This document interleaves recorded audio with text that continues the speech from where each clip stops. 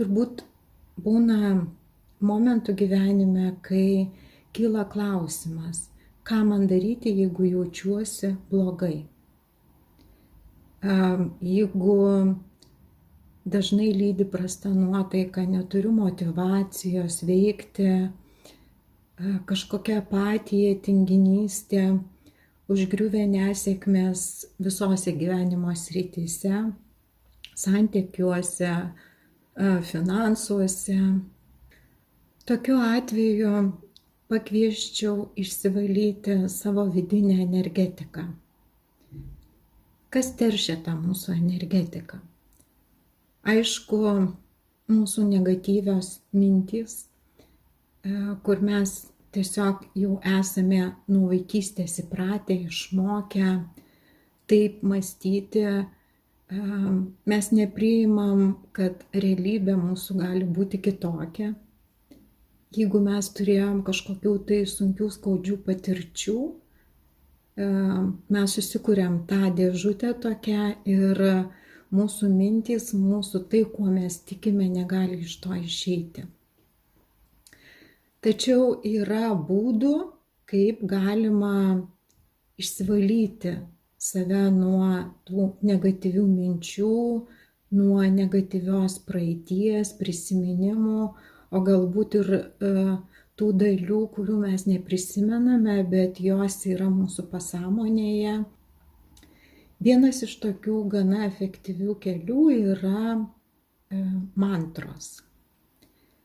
Tai yra šventų žodžių kartojimas, tarsi malda.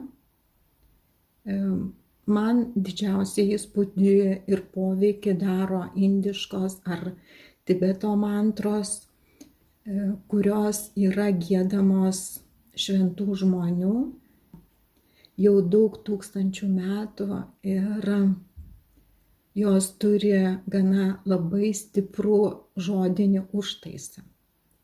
Galima atkreipti dėmesį į tokį dalyką gyvenime, kad šventikai, šventi žmonės iš tikrųjų ištisai kiekvieną dieną daug meldžiasi. Juk kai pagalvoji, kai susitinki su tai žmonėmis, jau atrodo jie ir taip labai švarūs energetiškai ir šventi atrodo, kodėl jiem reikia tiek daug pastangų. Bet būtent tie šventi žmonės, jie ir supranta, kad šiame pasaulyje blogis prilipti gali labai greitai. Todėl tas mantrų kelias yra labai efektingas. Jeigu jūs tai domina, kaip galima būtų mantrų pagalba pagerinti savo sveikatą, išvalyti savo vidų, nes visi žinom, kad mūsų vidus atsispindi išorėje, kai keičiasi vidus, kuo jisai švaresnis, tuo ir aplinka darosi švaresnė ir keičiasi mūsų santykiai.